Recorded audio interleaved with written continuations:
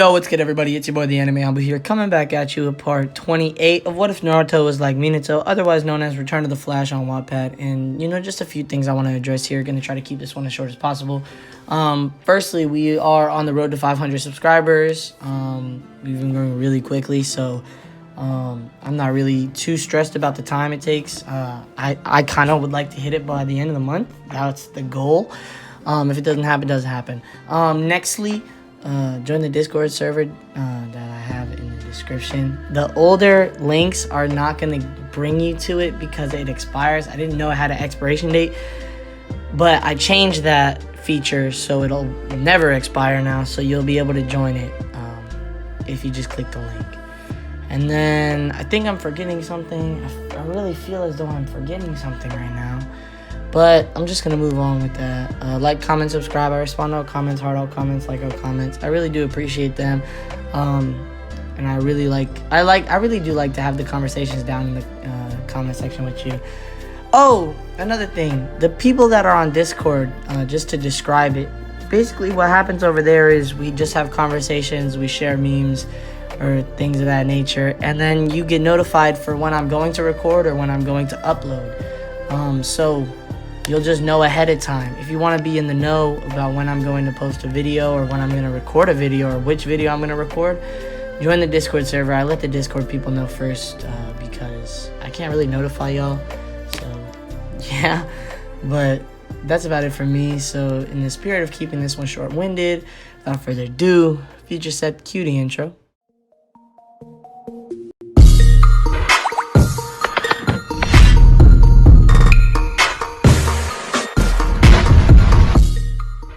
Week after the invasion was as Naruto expected. Everyone became busy in a cleanup duty. The damage to Konoha was considerable, so all the Genin teams were under their sensei's provision and working alongside civilians to rebuild and restore certain areas that were hit harder than the most. One thing that Naruto noticed was that the rookies and their senseis mostly stayed together in a close radius, probably the sensei's way of giving them all some sort of comfort. Now that Naruto stood at the gates of Konoha, he reflected on the past week and all the things that happened, and he had about to embark on his first S-rank mission. Each day something new and strange happened. Either way, boredom was avoided and excitement was maintained.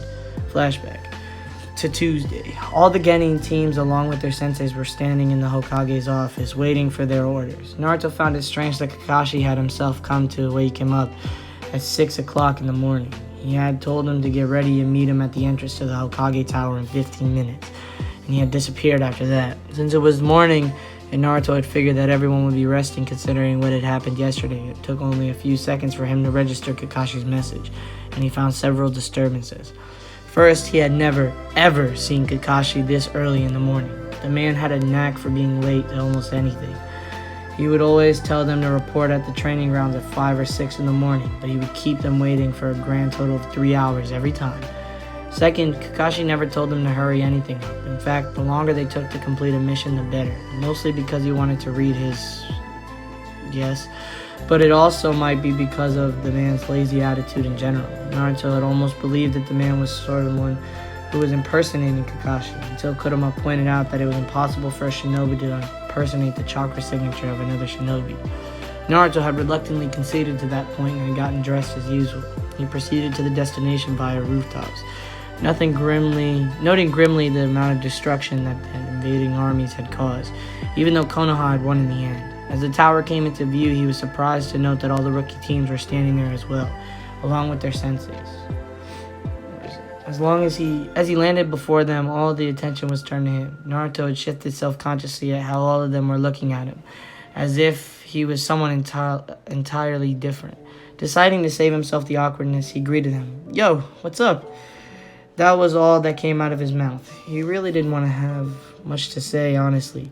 The first one to react was Shikamaru. "Oh, what a drag. He's way too chirpy for the morning," he muttered, slumped as usual.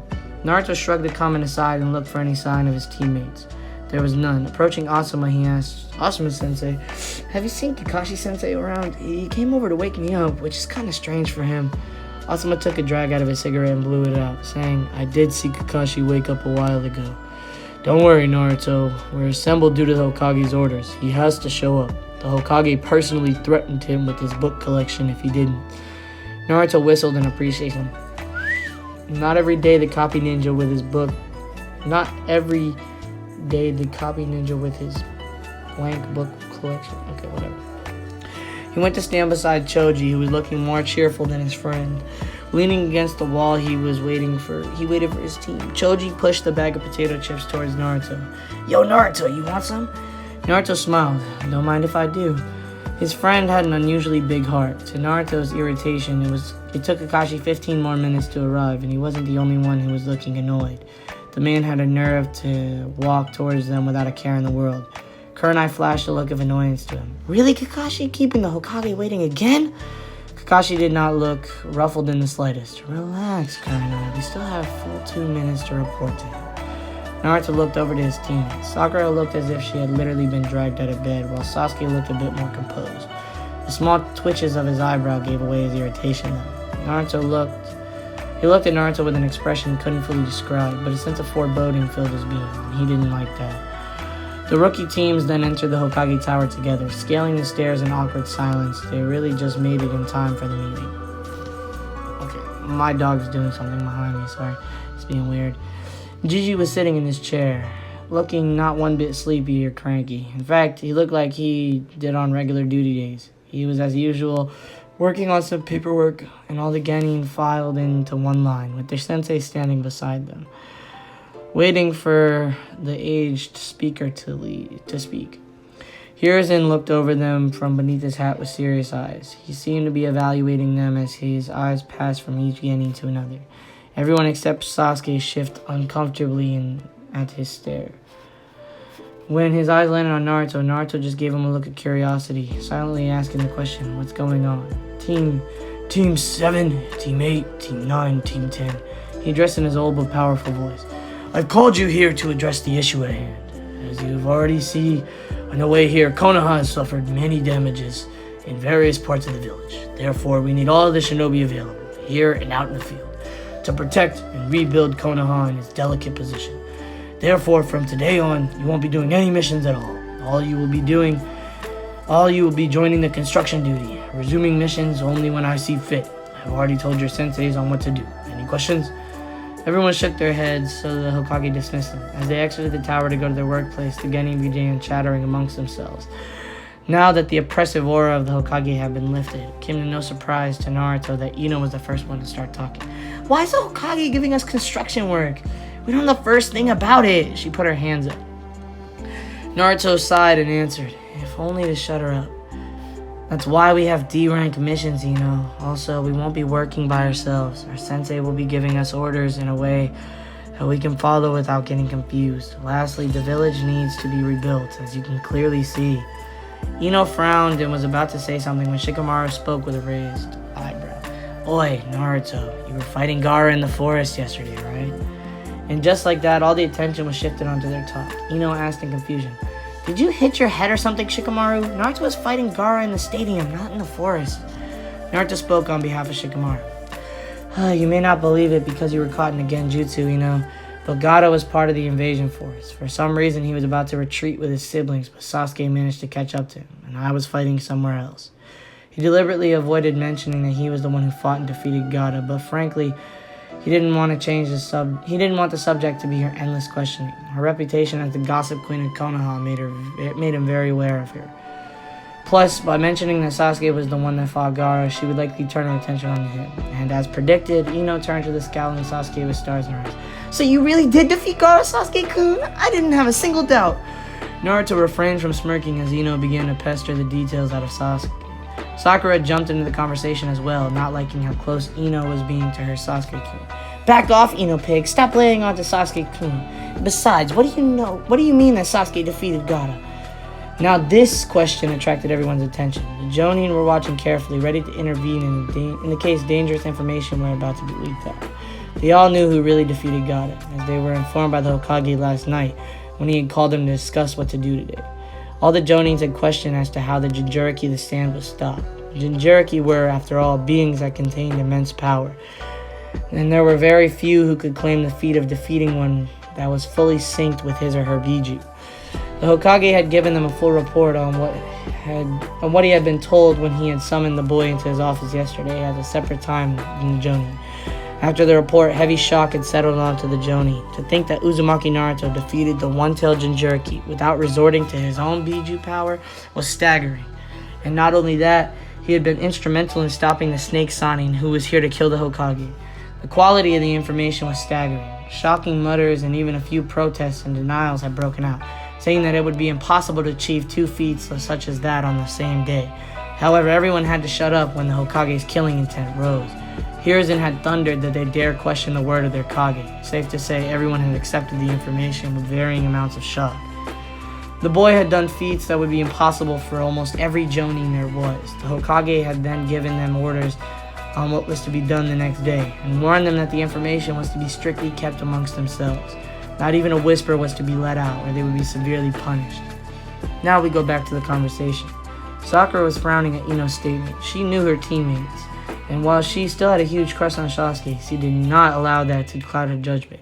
She had seen Gaara fight, and she had seen Naruto fight.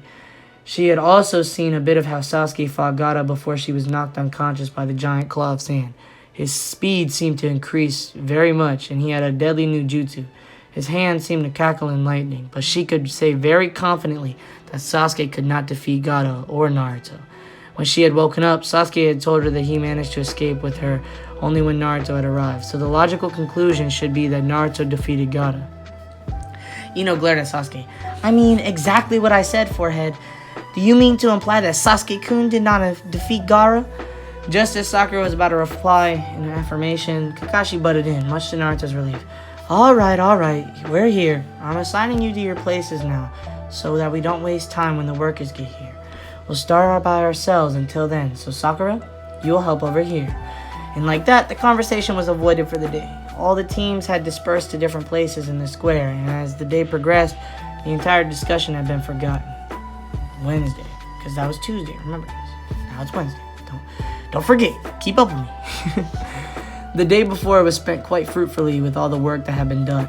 Today they were to continue where they had left off. As Naruto lifted another of the wooden planks, he was approached by Sasuke, who had his hands in his pockets, trying to look as cool as he could while being covered in dirt and grime. What's up, Sasuke? Sasuke frowned at him and simply said, we need to talk. Naruto looked confused for a moment, but when Sasuke raised an eyebrow, he immediately understood. Sasuke wanted to talk to him about why he let Gaara go. Nodding, he placed the plank in its place and turned to him. You want to have that talk now? Sasuke nodded. He'd been thinking on that question for a while now, and he knew that Naruto loved his village, but for him to show sympathy to his enemy was rare, to the point that Sasuke had never seen before. Naruto turned and walked to where Kakashi was doing his work. Seeing a student approach him, Kakashi paused, raising an eyebrow in a silent question. Naruto said, me and Sasuke are taking a break. There's something we need to talk about. Kakashi shook his head. You can't just leave in the middle of work like this, Naruto. The village needs to be rebuilt as soon as possible. So it's best if you and Sasuke save your talk aside for later. Naruto just gave him a deadpan and created 2 shadow clones. Pointing towards them, he said, these 2 will substitute for us. I hope that's not a problem now. Please excuse us. He didn't give Kakashi any time to reply, nor did he give Sasuke any time to brace himself. He just grabbed Sasuke and flashed away, leaving Kakashi blinking stupidly at their abrupt departure. The 2 clones took Naruto and Sasuke's place and resumed the physical labor. Kakashi just had one thought. It must be pretty serious if they had to go like that. Naruto and Sasuke appeared right on top of the Yondai in his head. Sasuke almost staggered and fell right over the spike if Naruto hadn't caught him in time. He turned around and teared into the blonde, but surprisingly no one was there. He turned further to see that he was standing on the edge of the spike, looking at the bustling village. It's beautiful, isn't it? Naruto's tone was soft, and Sasuke couldn't help but detect that there was a hint of longingness. Before he could think about it any further, Naruto continued. This village is like a whole family, taking care of each other.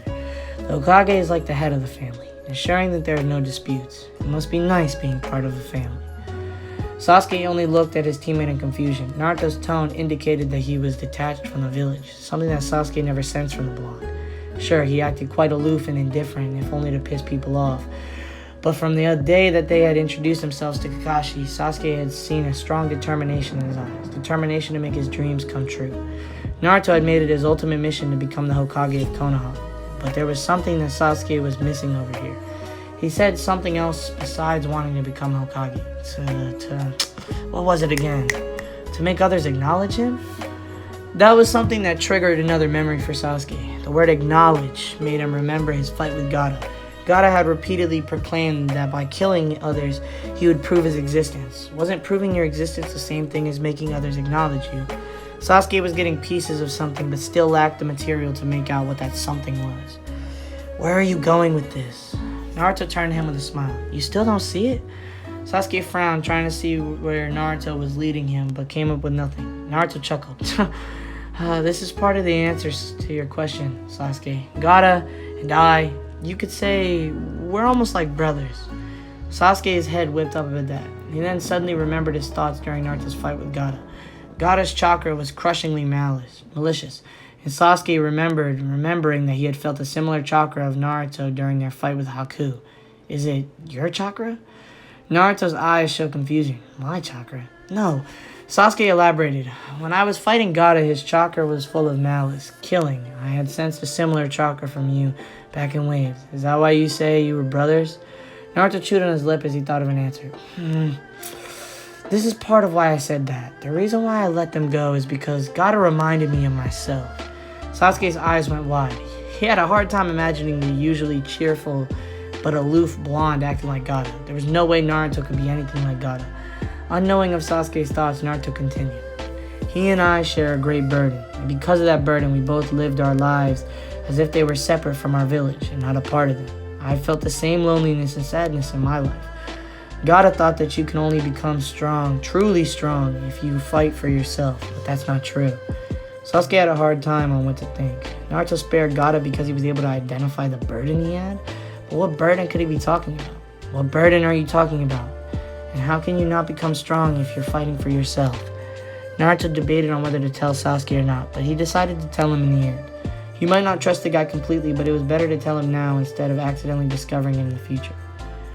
Are you sure it's wise to tell him, Naruto? Naruto mentally nodded. Yeah, I'm sure. Verbally, he said, I'll answer your question in reverse, Sasuke. The only way you can truly become strong is if you wish to protect someone you treasure. Sasuke frowned and asked, and what about the first question? Taking a deep breath, he calmed himself. He never thought that the first person he would be telling us about Kurama would be Sasuke. What I'm about to tell you is still an S-rank secret, with only the Hokage allowed to speak on it. Never mind that almost every adult knows it anyway. Don't tell this to anyone. This is my secret, understood? Naruto pinned him with a cold, arctic stare. Sasuke was still a bit surprised at how serious the blonde was being, but understood. S-rank secrets are no joke. As you may recall, 13 years ago, the Yondaime supposedly killed, he made air quotes as to mock that point, the Kyuubi at the cost of his life. What about it? Sasuke asked impatiently. Naruto folded his arms. The Biju are masses of chakra. Chakra is essentially energy. According to the laws of conservation of energy, energy cannot be created or destroyed, but only transformed from one form to another. Wait. They know about the law of conservation of energy? And I thought it was matter. Actually, it might not be matter, but I thought it was matter. I thought it was matter cannot be created or destroyed. Right? Is it energy? Energy cannot be created nor destroyed? Okay, then. Maybe matter to them is chakra. Maybe chakra is like the equivalent of matter to them. Maybe everything's built up of chakra. Who knows? Either way, I didn't know that. I don't think that they would know about that yet. Okay, sorry. I'm rambling again. You guys found out in like a way earlier part that I'm like a bit of a nerd. I like to do maths and science, and I like to read, obviously. I'm reading right now, so. Yikes! Alright, let's continue. Sorry about that. Sasuke's sharp mind linked the facts together, which means that Bijus can't be killed. Naruto nodded. So if the Kyuubi wasn't killed, where is it? Naruto pursed his lips and replied, inside me, sealed away. Sasuke's eyes widened at the revelation. No wonder Naruto was so strong. He thought with bitter jealousy coursing through him again. Why was he chosen to be entrusted such power and not him? It would be foolish to assume that you're the Kyuubi, since a sealing scroll doesn't become a kunai when a kunai is sealed inside of it. Sasuke said slowly after getting his thoughts in order and reining in his jealousy. Naruto nodded with a smile, happy to see that Sasuke hadn't immediately jumped to a conclusion. Then, is it the Kyuubi that makes you so strong? Naruto frowned, not liking the insult at all. However unintentional it was. As a matter of fact, no. I worked very hard to reach where I am now, Sasuke. Also, you remember the feel of Gaara's chakra when you fought him, right? Then you should have no problem in imagining the reaction of villagers if Gaara would have been in the village. Sasuke slowly nodded, thinking it over. Naruto had access to such power, but aside from waves, he had never once used it. He then remembered the reaction of the villagers when they looked at Naruto when he was small. The task of carrying such a burden had made him hated by the villagers. Is that why Gaara is like you? The Yondaime was arguably the greatest seal master of his time, so there was no doubt that the seal he created to hold the Kyuubi would be strong. Gaara, on the other hand, his seal was shoddy work. It wasn't able to completely take away the influence of his Biju. Admirably, though, he was able to hold on to himself, but not without some damage. After I beat him, I told him that there wasn't any reason to not have friends. I had some people that were close to me, but not Gaara. By letting him go, I gave him another chance to make a better life for himself. I do hope he is better off now, though. What is my dog doing? Okay. We're just gonna continue. Sorry about that. As Naruto gazed off into the distance, Sasuke found that there was more to Naruto than what met the eye. He had a lot to think about when he got home, namely if he was choosing the right way to become strong enough to kill Itachi. Oh, and I would like my kunai back if you would please. I found out yesterday that I have one kunai missing, and I still have to give the next order for them. His voice snapped Sasuke out of his thoughts, and he had the decency to look a bit sheepish at the slightly amused look Naruto was sending. It's really not that hard to guess why you want it, you know? Sasuke mumbled with a bit of red in his cheeks. I was just a bit curious. Is it because of those kunais that you're so fast? Naruto smirked.